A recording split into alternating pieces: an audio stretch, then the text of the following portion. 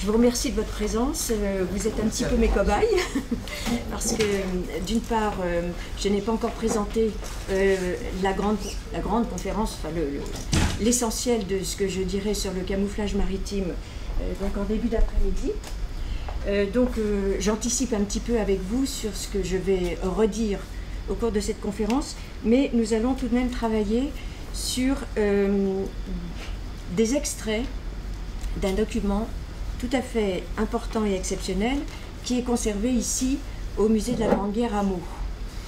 Il s'agit d'un rapport qui est resté à l'état de rapport dactylographié, qui je pense doit exister tout de même en plusieurs exemplaires, et ce rapport a été rédigé par un artiste peintre français, peintre, graveur, illustrateur, qui s'appelle Pierre Gatier. Cet homme avait déjà entamé une bonne carrière avant la Première Guerre mondiale et il avait beaucoup réfléchi, je le redirai cet après-midi dans ma conférence, sur le choix des couleurs et les effets obtenus par la superposition des couleurs, surtout parce que c'était un graveur lithographe avec des eaux fortes, il faisait aussi des eaux fortes en couleurs et donc il avait besoin de trouver les nuances qui l'intéressaient. Cet homme, il est... Ah, attendez, est-ce qu'on avance comme ça? Bon, alors j'avance un petit peu pour ça. Voilà, vous avez son portrait ici, au lendemain de la guerre. Et je crois que je vais rester près de l'ordinateur, ce sera plus simple. Et donc un autoportrait qu'il a fait à la même période. Cet homme, il est né en 1878, il est originaire de Toulon et il a dans sa famille déjà des ancêtres qui ont travaillé dans le domaine de la marine. Bon, il est fils et petit-fils de capitaines de vaisseaux. Au début de la guerre, il est désespéré parce qu'il assiste au démantèlement des forteresses côtières dans la région de Toulon, qui vont constituer l'artillerie lourde sur voie ferrée. Mais au printemps de 1916, il va saisir une occasion, il est mobilisé dans l'artillerie, dans la forteresse côtière, et c'est là qu'il voit ce dépeçage de ces forteresses. Au printemps de 1916, il va saisir une occasion de passer dans la marine, et il va à ce moment-là s'intéresser aux questions de camouflage des bateaux. C'est une question qui n'arrive pas tout de suite. Le camouflage sur Terre, ça n'est pas le propos de nos journées de cette université, mais c'est 2 heures de conférence.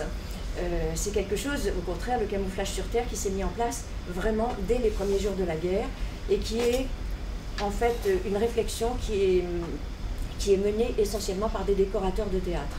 Parce que ce sont des gens qui savent faire du trompe-l'œil, c'est leur métier, et qui savent peindre sur des grandes surfaces. Donc je ne développe pas cet aspect-là, mais dans la marine, ça va venir beaucoup plus tard, et ça va être évidemment très très lié à la reprise de la guerre sous-marine à outrance, dont on a parlé abondamment hier, et on évoquera encore cet après-midi. Alors, il va d'abord, au printemps de 1916, saisir une occasion de passer dans la marine, avec le grade de commissaire auxiliaire de 3e classe, et il est affecté à la zone des armées du Nord à Boulogne-sur-Mer. Et là, il a l'opportunité, ce sont des choses que je redirai cet après-midi, je suis désolée, mais c'est important pour qu'on puisse introduire la réflexion sur ce document qu'il a laissé. Il va monter à bord d'un sous-marin, et là, il va observer par un périscope, il va se rendre compte qu'à la surface mouvante de la mer, on voit bien les navires qui se détachent sur l'horizon. Encore plus évidemment si on est à contre-jour, puisque là, même à contre-jour, la moindre transformation picturale d'un bateau ne sert à rien. Alors, il va s'inspirer donc de cette vision qu'il estime comme une vision inoubliable, va inspirer ses recherches et il va très vite obtenir d'être affecté à la section de camouflage maritime qui est installée à Rochefort au début de 1917. Alors, il raconte dans ses notes, et ça je vais le lire parce que c'est ce qu'il écrit dans ce rapport dactylographié, Il raconte, ce qui ne va pas vous surprendre, en 1916, la guerre sous-marine faisait rage. Les convois maritimes étaient la cible privilégiée des U-boats de la marine allemande. Les flottes de commerce alliées fondaient à vue d'œil, à tel point que le ravitaillement de l'Angleterre se trouvait menacé, ainsi que son moral. Alors, ce qui va se passer, c'est que les Anglais vont aussi réfléchir à cette question et que l'équipe française et l'équipe anglaise vont se partager leurs connaissances et leurs réflexions. Alors, en ce qui concerne la marine anglaise, j'en parlerai plutôt cet après-midi, mais le fait est que Gattier va pouvoir se rendre à un moment donné dans l'atelier de réflexion et de mise au point du camouflage anglais qui se trouve à Londres, de même que lui, sur ce modèle-là, il va ensuite, après avoir quitté Rochefort, installer un atelier identique au musée du Jeu de Paume à Paris. Ça paraît surprenant, mais le ministère de l'Instruction et des Beaux-Arts a accordé le niveau supérieur du musée pour installer ce travail de réflexion sur le camouflage qui va ensuite donner des éléments de travail aux peintres qui vont travailler dans les docks des différents arsenaux pour camoufler non seulement les bateaux de commerce, militaires naturellement, mais surtout les bateaux de commerce. Alors, c'est ce que c'est ce que je lis dans mon papier. En 1918, il quitte l'atelier de Rochefort pour se retrouver dans cet atelier de Paris, où il va retrouver un peintre qui s'appelle Eugène Ronsin, et qui est justement un décorateur de théâtre. Et ce peintre, il a fait partie de la première équipe de camouflage autorisée dans l'armée, sur Terre, et son nom figure dès février 1915 dans les premiers documents que l'on trouve sur l'organisation du camouflage. Là, dans cet atelier qui est dirigé par un lieutenant de vaisseau qui s'appelle Lamotte Dreuzy, il va aussi se joindre à un autre artiste qui est présent également dans cette équipe. Donc ils vont être seulement trois artistes, Pierre Gattier, Ronsin et Sandy Hook. Bon, je redétaillerai tout ça plus tard. Alors, le principe de ce camouflage maritime, je vais un peu laisser tomber mes notes, et je vais peut-être voir ce que j'ai comme document après. Voilà, ça ce sont ces études sur les couleurs. Donc, voilà. Alors, là, nous le voyons ici à l'atelier de Rochefort. Vous voyez, il est debout à gauche. Hein. On a vu son portrait tout à l'heure, donc vous le revoyez au fond à gauche. Et dans cet atelier de Rochefort, vous voyez qu'il y a un certain nombre de femmes qui sont là, présentes. Et vous voyez quelque chose d'intéressant. Vous voyez, sur une étagère derrière, dans le fond, peut-être que vous ne distinguez pas très bien, mais ce sont des petites maquettes de bateaux en bois. Or, vous avez vu dans le musée, au cours des visites que nous avons faites hier en groupe, vous avez vu sous la toile de ce peintre René Pinard cette petite maquette de bateau qui est tout à fait typique. Elle n'est pas faite par Pierre Gattier, celle-ci elle est faite par un autre artiste qui s'appelle Eugène Corbin, qui lui aussi est complètement à l'origine du camouflage. Et je ne sais pas comment il s'est retrouvé à faire cette maquette, là je n'arrive pas à suivre son parcours. Et vous avez peut-être, si vous avez été un peu attentif ou si on a attiré l'attention dessus, mais on va la retrouver cette maquette dans mon diaporama, vous avez peut-être remarqué qu'elle a deux types de peintures différents. Et effectivement, c'est ce que dans cet atelier de Rochefort, Gattier avait commencé à faire et qu'il va continuer à proposer dans l'atelier de Paris. Il va, alors attendez, je vais peut-être avancer, voilà, jusqu'à cette maquette, et puis je reviendrai en arrière pour vous commenter les deux images que j'ai passées. Donc, vous voyez cette maquette qui est présente ici dans ce musée, qui propose un camouflage d'automne.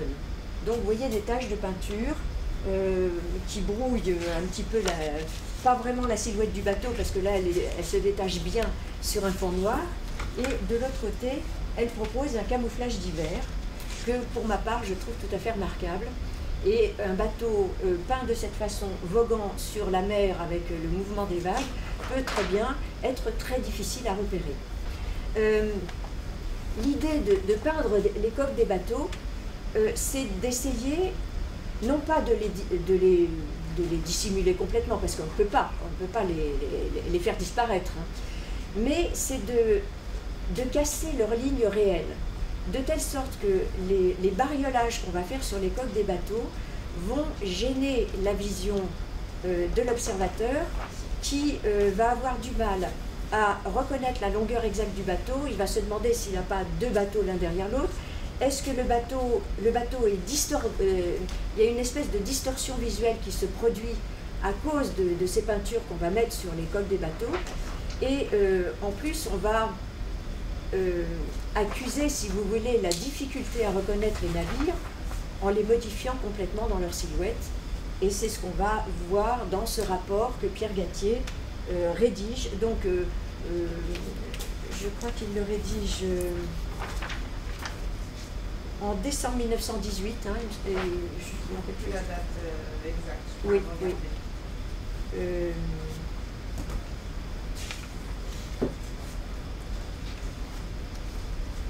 En tout cas, si vous voulez, dans ce rapport, il raconte un peu les débuts du camouflage sur Terre et comment petit à petit on s'est préoccupé de procéder à des camouflages de bateaux dès 1916, et c'est en septembre 1917 qu'il va rencontrer les Anglais et qu'ils vont échanger leurs expériences. Alors, l'idée de ces petites maquettes, je vais terminer avec les maquettes et puis après on regardera les documents que vous avez en main. L'idée de ces petites maquettes, c'était de voir si les propositions de peinture que l'on faisait pouvaient être valables. Il avait donc, sur le modèle de ce qu'avaient fait les Anglais, et en se souvenant de cette vision qu'il avait eue puisqu'il était monté à bord de ce sous-marin, et qu'il avait pu voir ce que donnait la vision d'un navire à travers un périscope de sous-marin, on a installé un système d'observation qui était composé d'une table à laquelle était fixé un périscope, enfin une espèce un objet d'observation optique qui donnait l'image qu'on a dans un périscope et qui permettait, sur un fond qui représentait la mer, le ciel, ça permettait de placer des petites maquettes de bateaux en les faisant pivoter sur différents angles et en les observant à travers ce périscope, on arrivait à voir une idée de l'efficacité de la peinture ou de la modification de la coque du bateau pour savoir si vraiment on pouvait lancer ces travaux de peinture et de transformation. Donc c'est ce qui est présenté dans ce document que j'ai un petit peu de mal à vous décrire, mais vous voyez, il y a la vue en élévation de la table ici, et il y a la vue en plan avec l'espèce de champ de manœuvre que constitue la table sur laquelle on va faire bouger ces maquettes. Alors, peut-être que sur le document suivant, bon là c'est le plan de l'installation que je prône, voilà. Alors, je vais avancer un peu, voilà. Là nous avons une maquette de Pierre Gatier, qui est restée, je crois, dans la propriété de la famille, et qui vous montre comment un chalutier boulonnais a été équipé d'un armement pour pouvoir résister aux attaques sur mer, et va subir également une modification par la peinture.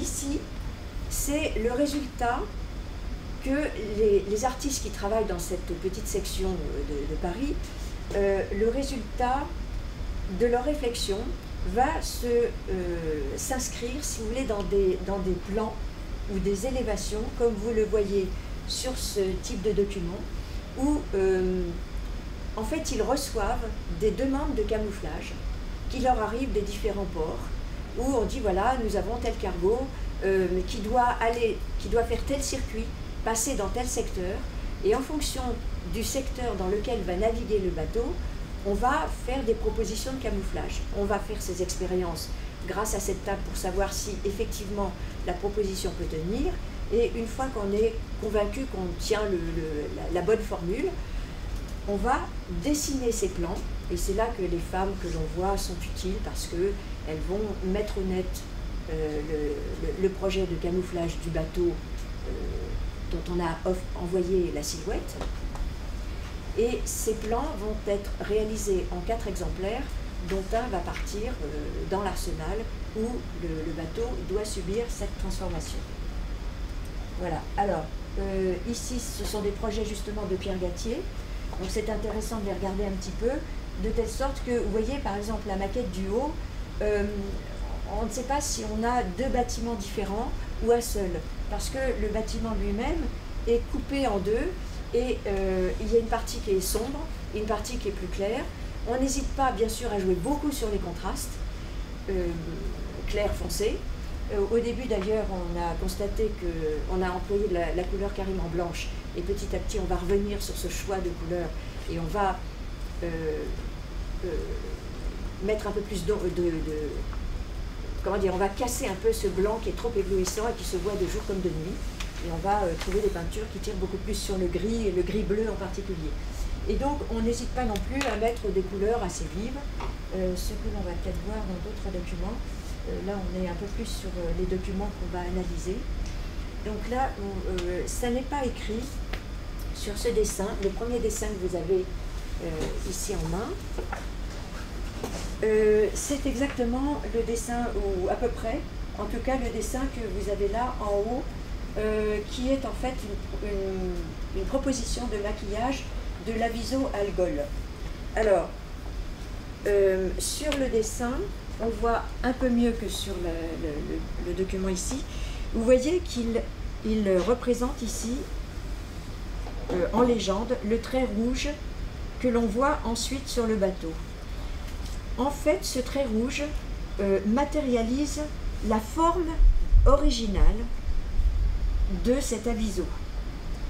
Et vous voyez qu'on a rajouté des superstructures, on a rajouté une cheminée, on a camouflé les deux cheminées qui sont à droite de la cheminée la plus haute, là qui fume, et on a modifié en fait la silhouette du bateau. Donc on a mis un peu de peinture, mais on a surtout modifié la silhouette du bateau en le transformant.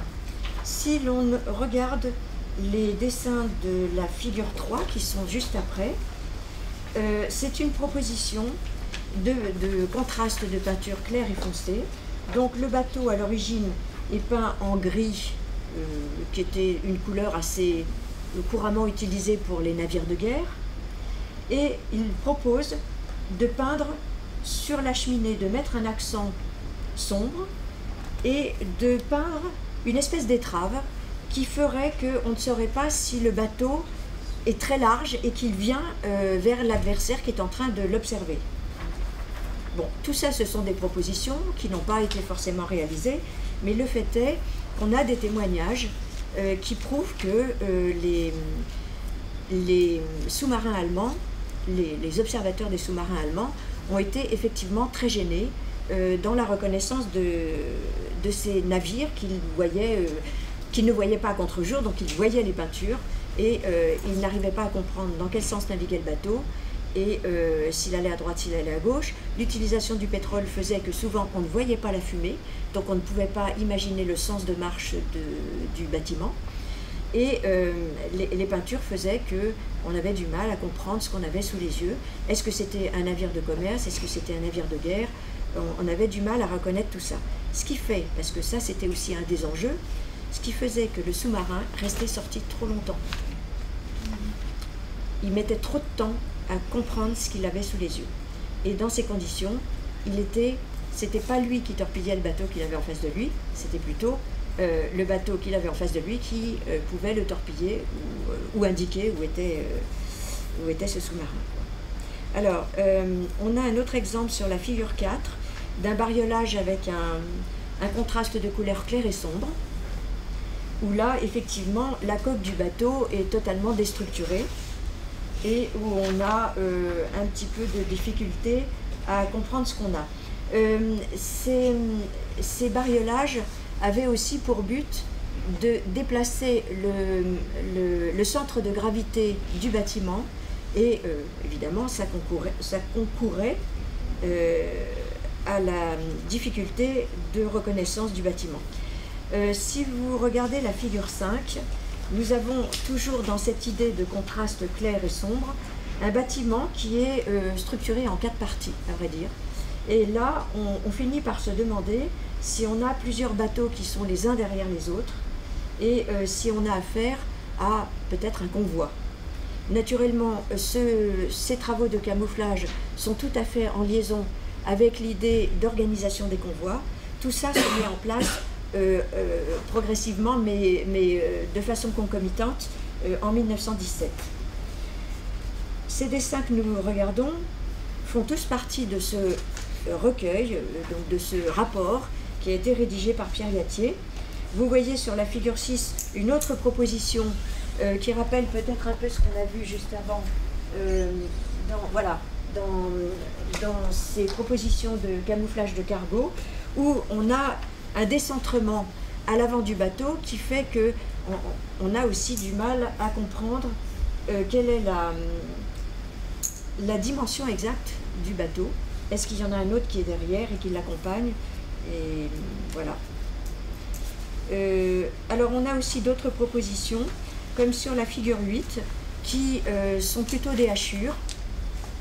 Et c'est ce que en fait Pierre Gatier va voir beaucoup dans les ateliers de peinture, de camouflage maritime anglais. Car les artistes anglais, eux, qui sont un peu plus nombreux dans leurs ateliers, ils sont environ 25 artistes à travailler à Londres, donc à l'école des Beaux-Arts de Londres, où ils sont installés. On a beaucoup de peintres qui appartiennent à une école qu'on n'a pas connue en France, mais qui serait un peu le pendant du cubisme à Paris, enfin en France, c'est l'école vorticiste. Donc je ne sais pas si un artiste français comme Daniel Buren pourrait se réclamer de l'école vorticiste, mais le principe c'est effectivement des lignes géométriques qui sont répétées, ou en zigzag ou en ligne régulière, et qui vont être très très utilisées par le camouflage maritime anglais. Donc ça c'est une proposition que Pierre Gatier a faite, certainement en s'inspirant de ce qu'il avait vu dans l'atelier en Angleterre. Et ce type de peinture anglaise, on l'a appelé, enfin les artistes qui l'ont mis au point l'ont appelé dazzle painting, ça veut dire peinture éblouissante. Et donc effectivement, d'une certaine façon, la vision que produit ce type de peinture est un peu éblouissant, en tout cas très déstructurant pour l'observateur. Et là aussi, il va proposer des teintes de couleurs variées pour faire ce genre de peinture qui, là aussi, déforme complètement la silhouette normale du bateau. Voilà.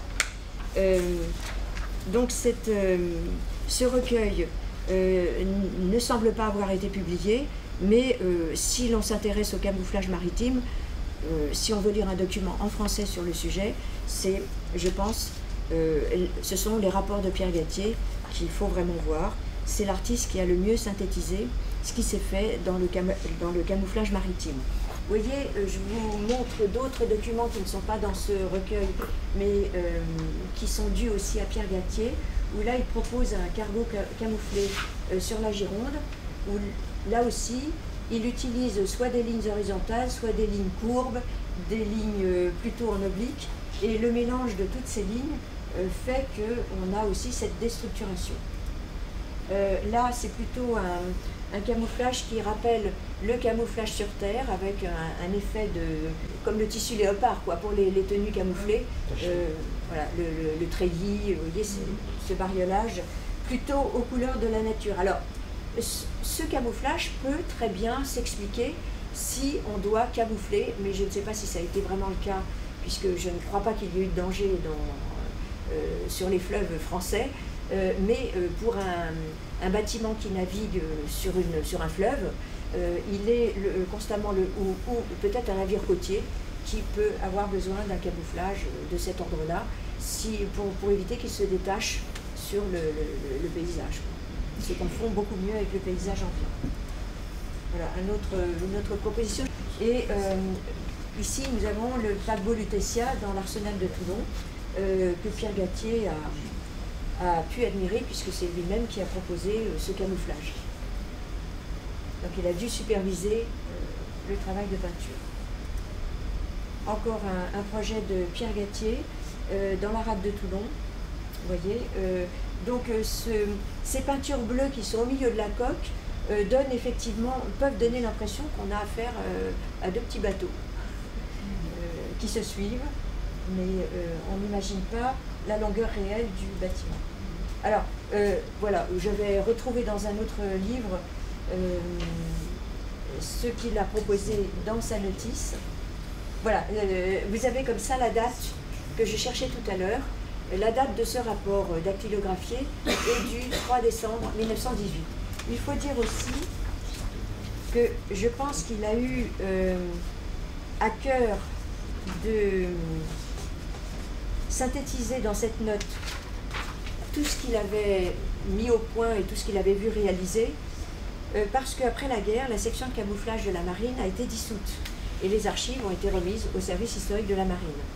Et donc Pierre Gatier, à ce moment-là, va reprendre ses activités de peintre qu'il avait avant, mais il va continuer à se passionner, et c'est pour ces travaux qu'il avait faits sur la vision et la perception des formes et des couleurs, et donc il va à ce moment-là rédiger ce rapport, cette notice historique sur le camouflage des navires de commerce. C'est le titre exact de cette notice qui est conservée ici. Alors, et comme je vous le disais, il a rappelé dedans Alors, je vais passer sur ces documents qu'on a vus. Voilà, on a vu exactement tous ces projets. Donc, l'artiste anglais qui a été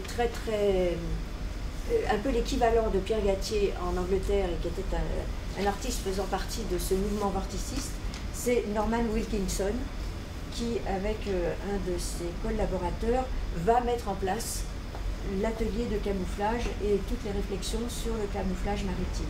Et vous voyez qu'eux aussi proposent des déstructurations de coques avec leur vision d'artistes vorticistes à base de rayures. Et eux aussi, et c'est sur ce modèle-là d'ailleurs que Pierre Gatier va organiser l'atelier parisien, eux aussi travaillent à partir de petites maquettes en bois qui sont peintes de façon différente de chaque côté pour faire des études d'efficacité. Vous voyez, on a même aussi ce camouflage en damier qui est proposé, et d'ailleurs on raconte, et je le dirai dans la conférence de cet après-midi, qu'à la fin de la guerre, un de ces navires camouflés comme ça est entré dans un port français à la grande stupéfaction des gens qui étaient là et qui a fait l'admiration des observateurs qui l'ont vu entrer dans ce port.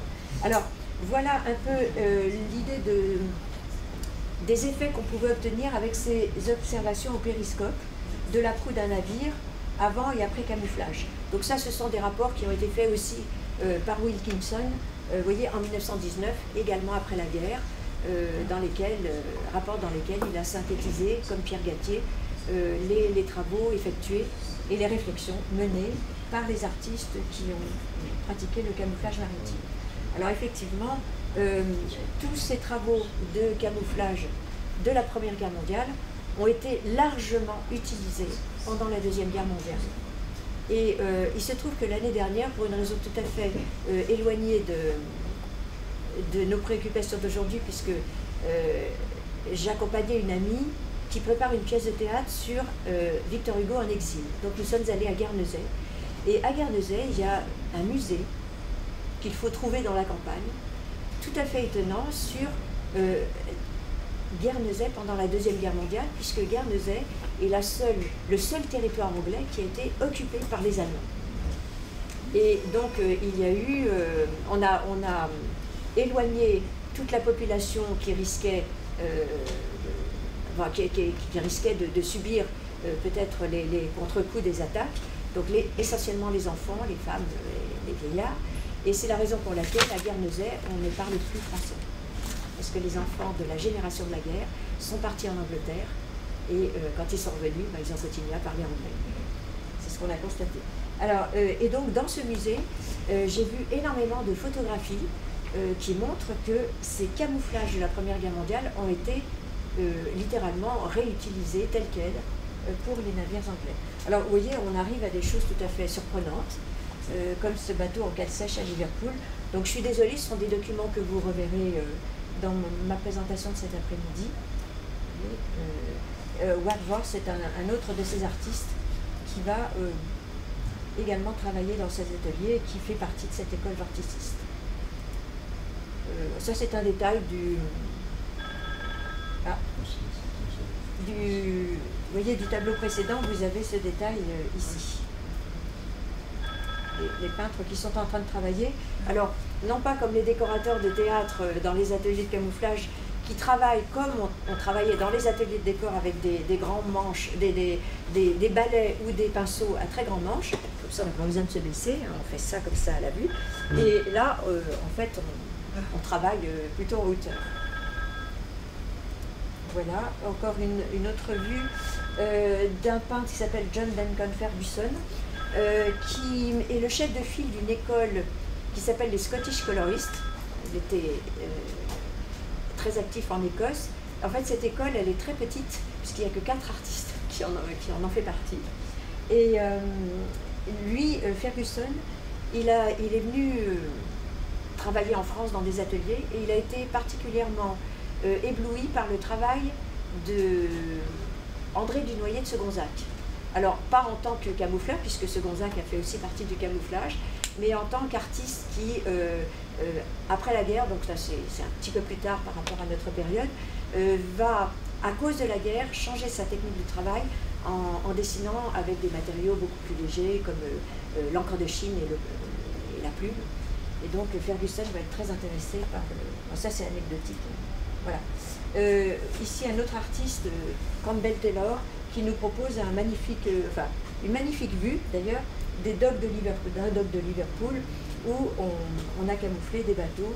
Et là, on en voit 2 côte à côte qui sont en train de subir des transformations picturales. Là aussi, mais le document est peut-être sombre, je ne sais pas si vous voyez bien. Là, on voit un navire camouflé, vraiment, qui vogue sur une mer assez agitée. Alors, je suis contente de vous présenter ce Léviathan, puisque nous avons vu dans les collections du musée le petit carton, donc le ticket, en fait, pour le Léviathan. Alors, c'est un navire sur lequel ce Frederick Vogue, dont vous avez le nom, ici, est un peintre américain qui a rencontré Norman Wilkinson, parce que Norman Wilkinson s'est rendu aux États-Unis en mars 1918 à bord du Léviathan. Et donc ce bateau, qui avait servi à importer, si vous voulez, les techniques de camouflage anglaises, a été ensuite camouflé par Frederick Vogue, qui va être, lui, l'artiste américain assez important pour le camouflage américain. Voilà, donc c'est peut-être une vue que le musée ne connaissait pas. Alors, oui, donc les Américains vont travailler comme les Anglais et comme les Français.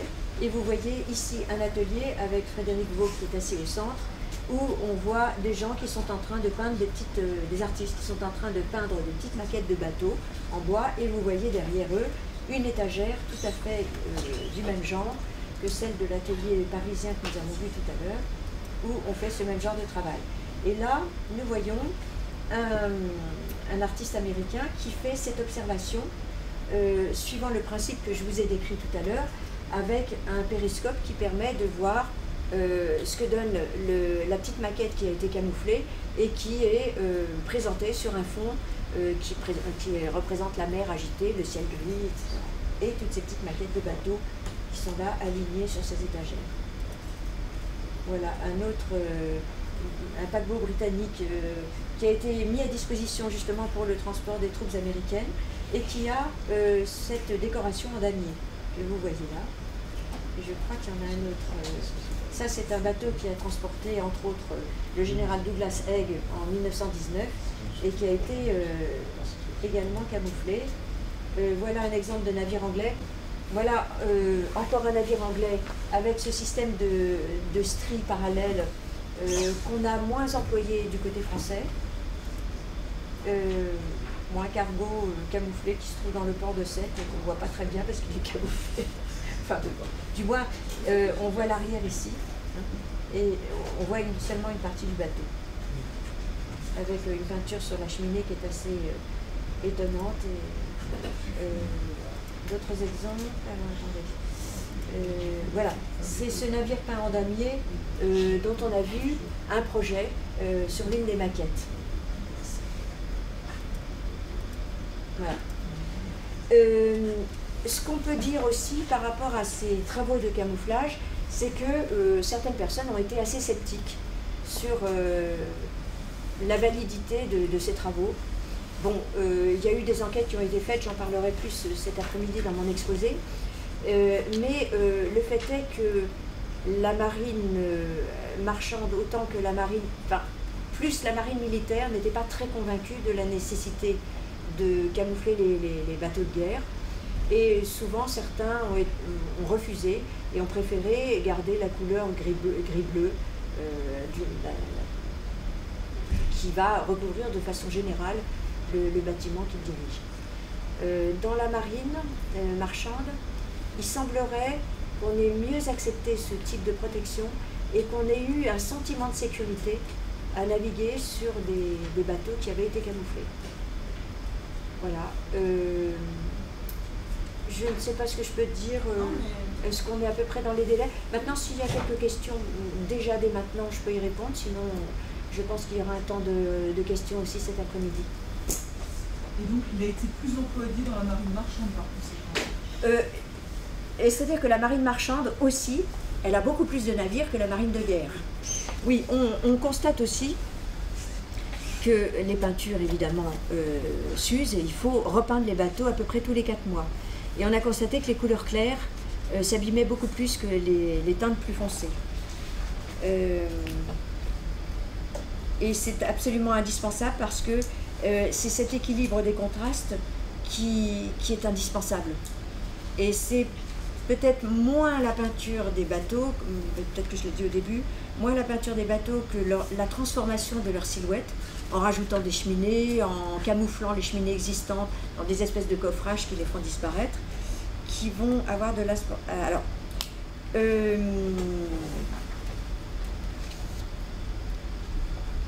Alors, les procédés de camouflage sont mis en application sur une grande échelle en 1918, après toutes ces premières tentatives en 1917 qui se révèlent tout de même intéressantes.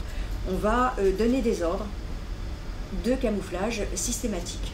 Et c'est là qu'il va y avoir un certain nombre de gens qui vont se manifester des réticences.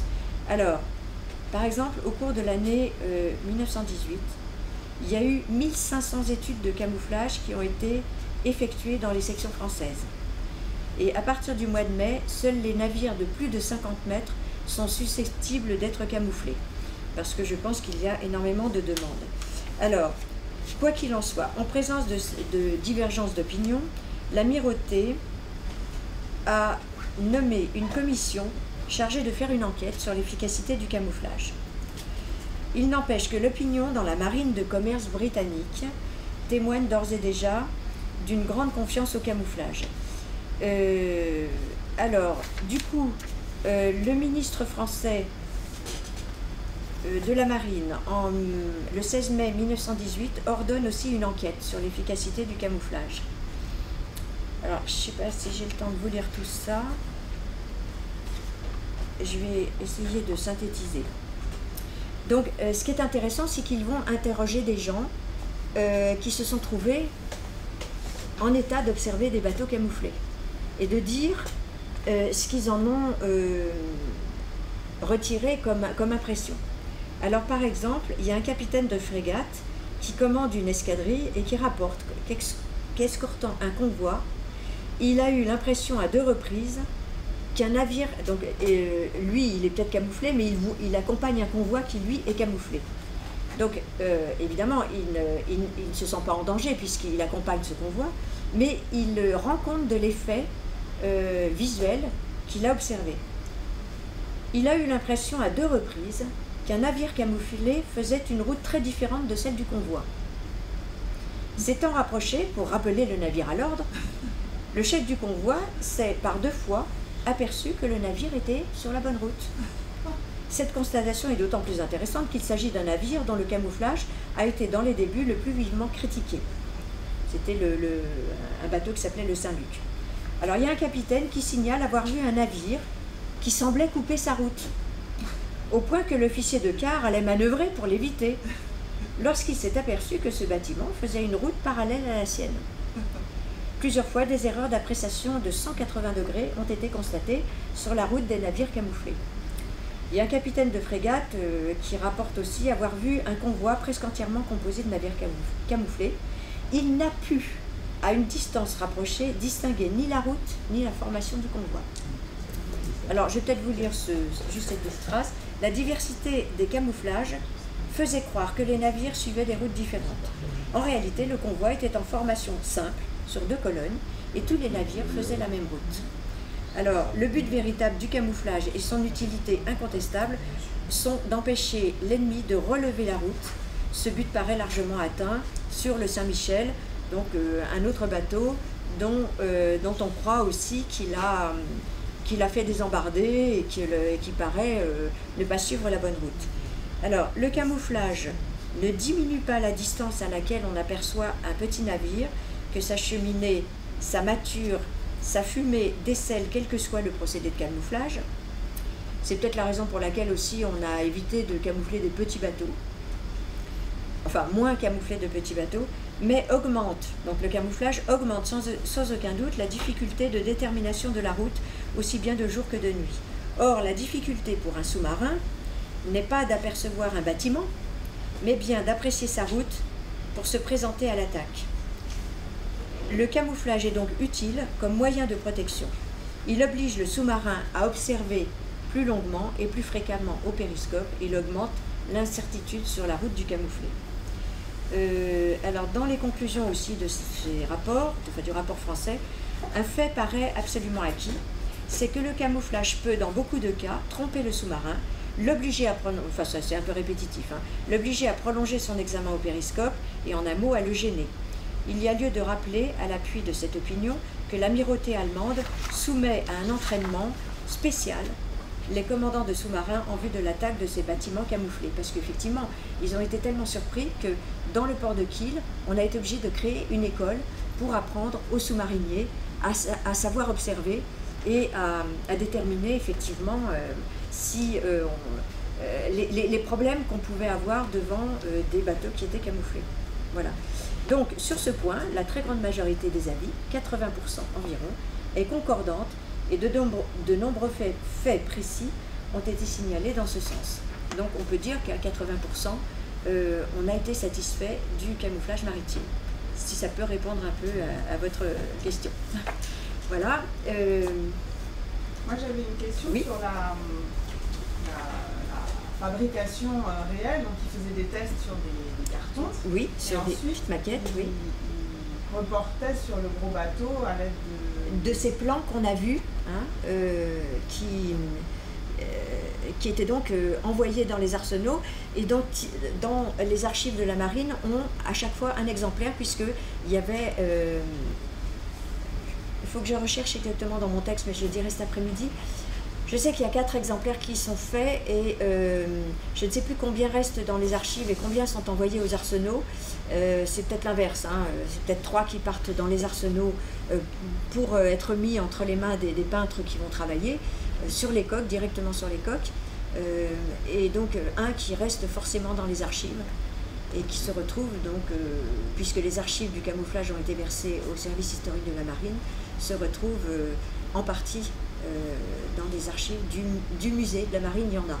Et donc c'était les peintres de marine qui peignaient les bateaux, c'était... Alors, du coup, je ne sais pas, je pense qu'ils... oui, les peintres de marine, certainement. On n'avait pas... C'était peut-être supervisé par des peintres, des artistes peintres, mais je pense que n'importe quel peintre, sachant peindre une coque de bateau, était habilité à ce travail de... Voilà, le tout c'était de bien tracer les lignes que l'on devait suivre pour mettre telle ou telle couleur de peinture. J'avais une question. Oui. On a vu que la prise en compte était finalement latérale par un sous-marin, peut-être par la côte ou peut-être par un autre navire. Est-ce qu'il y avait également une prise en compte des camoufleurs pour une détection, par exemple via un avion ou via un hydravion? Est-ce que, par exemple, le dessus des bateaux était spécifiquement camouflé? Pas du tout. Pas du tout. Enfin, moi, c'est pas une question qui les a... non, alors sur les maquettes, on voit effectivement que le dessus des bateaux est camouflé. Hein, il y a sur la petite maquette qui est conservée ici, oui, on voit bien que le camouflage d'hiver vient rejoindre le camouflage d'automne, hein, sur le dessus. Mais dans le rapport, dans tout ce que j'ai lu sur le camouflage maritime, on ne fait pas du tout état de la surface du pont, oui, de la partie plate, voilà, oui. Mais bon, je pense qu'il y avait une prolongation, puisqu'on le voit sur les maquettes, et on voit bien aussi que les cheminées sont prises en compte, donc il doit y avoir une liaison entre la peinture des structures, disons, plus verticales, hein, et j'imagine qu'horizontalement, il doit y avoir quand même un lien qui se fait. Voilà. Par contre, pour faire lien, j'ai vu, j'en suis sûr, sur des profils d'avions, oui, hein, où il y avait cette idée aussi de... Alors, ça devait être, le camouflage aérien, oui, il existe aussi. Oui, mais inversé, c'est-à-dire faire croire que la silhouette de l'avion était l'inverse de sa silhouette réelle, de sorte, je pense, à ce que pendant quelques secondes, ça peut être suffisant quand on doit tirer une rafale ou faire une manœuvre aérienne, il y ait un doute de la part de l'adversaire sur le sens réel de l'avion. Enfin, oui, alors dans un autre diaporama, j'ai une photo d'un avion de la Royal Navy, justement, qui est camouflé par les vorticistes. Alors ils n'ont camouflé que la carlingue, et pas les ailes ni la queue. Et c'est très très drôle, on se demande ce qu'il y a, parce que en fait les ailes et la queue ne se détachent pas sur le fond de la mer, mais on voit ces espèces de zébrures, et on se demande ce que c'est que ces petites portions qui sont zébrées comme ça, c'est très curieux. Sur le camouflage aérien, bon, c'est un autre sujet, mais en gros le principe est le suivant, c'est que le dessus de l'avion, enfin c'est ce qu'on faisait en France au moins, hein, le dessus de l'avion est peint de teintes bariolées qui font que si l'adversaire est au-dessus de cet avion, l'avion se confond avec la végétation qui est en dessous, avec les champs. Alors, et si l'adversaire arrive par en dessous, alors évidemment il est plus à contre-jour, et du coup là on va peindre l'avion d'une couleur unie, qui est un gris moyen, gris-bleu, qui peut permettre à l'avion de se confondre à peu près avec tous les types de ciel. Bon, si vous allez au musée de l'air et de l'espace au Bourget, il y a quelques spécimens qui sont assez clairs, en tout cas sur ce type de camouflage. Les Allemands, eux, ils ne vont pas peindre leurs avions, ils vont les recouvrir de toile. Alors ils fabriquent une toile camouflée avec des polygones de couleurs qui se répètent un petit peu comme une toile de Jouy, vous voyez, donc les motifs se retrouvent régulièrement disposés. Et donc les carlingues de leurs avions sont emballées, si vous voulez, dans ces toiles. Et dans le diaporama que je viens d'évoquer, sur le camouflage en général, mais là ça dure 2 heures, on voit deux images qui sont côte à côte. Une image, c'est les toiles camouflées qui sont présentées dans le musée, les toiles camouflées allemandes, là, qui sont dans la vitrine à gauche de celle où il y a la petite maquette de bateau.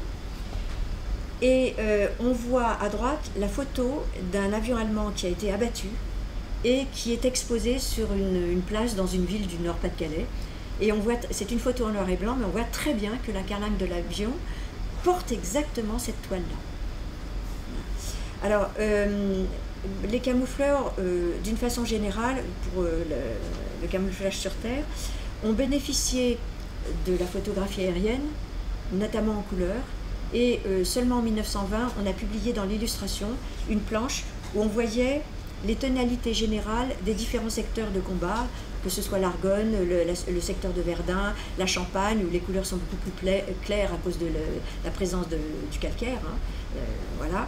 Et donc en fonction, les camoufleurs disposaient d'une espèce d'échantillonnage, si vous voulez, comme un peintre, hein, qui choisirait une couleur pour associer avec une autre, ou avoir la même teinte. Et donc l'idée, c'est si on a besoin de toiles de camouflage dans le secteur de Champagne, on va donner à la peinture qui va peindre ces toiles les tonalités que l'on voit depuis une vue aérienne, puisque le camouflage, il s'est répandu, il s'est développé de cette façon absolument exponentielle pendant la Première Guerre mondiale pour 2 raisons essentielles.